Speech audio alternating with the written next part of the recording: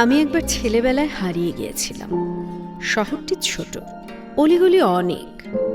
খেলা দেখে বাড়ি ফেরার পথে ভিড়ের মধ্যে হাঁটতে হাঁটতে কোথায় এসে পড়েছি চিনতে পারিনি। যখন খেয়াল হলো, ভয়ে মুখ শুকিয়ে গেছে, বুক ধড়ফড় করছে। একটা চৌরাস্তার মোড়ে দাঁড়িয়ে নিঃশব্দে কাঁদছি।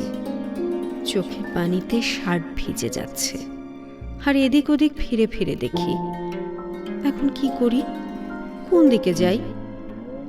হঠাৎ কোকিকে একটা লোক এসে বলল, খোকা, কাঁদছো কেন, কি হয়েছে? বললাম, বাড়ি যাব, পথ খুঁজে পাচ্ছি না।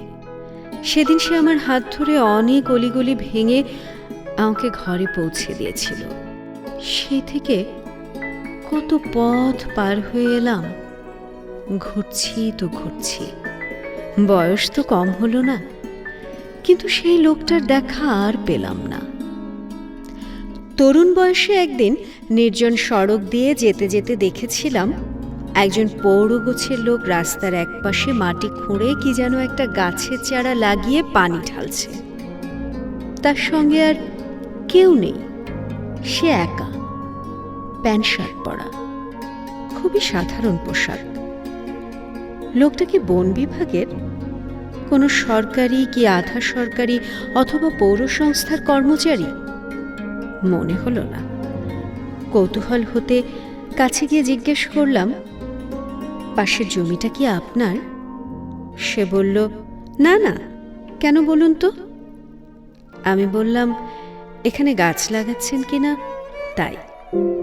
সে একটু হেসে বলল, সড়কটা অনেক দূর চলে গেছে তো, ধারে কাছে ছায়া দেওয়ার কিছু নেই।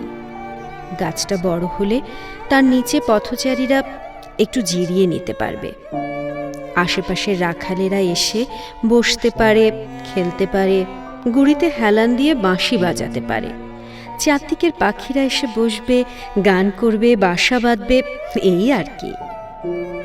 আমার মুখ দিয়ে আর কথা বেরোলো না। সে গাছটা কি বড় হতে পেরেছিল? তিনি কি দেখে যেতে পেরেছিলেন? তার তো খুব বেশি সময় ছিল না। অনেক দিন আগে একবার কয়েকজন বন্ধু বান্ধবের সঙ্গে আমাকে একটা অচেনা জায়গায় যেতে হয়েছিল ট্রেনে চড়ে।